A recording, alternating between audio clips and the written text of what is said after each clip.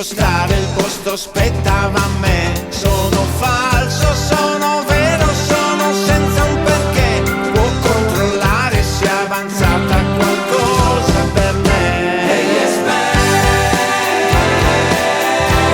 yes, come mi vuole c'è qualcuno più obbediente di me. Hey yes man, sì signore, servo vostro, dica su chi chiede foste e lo farò.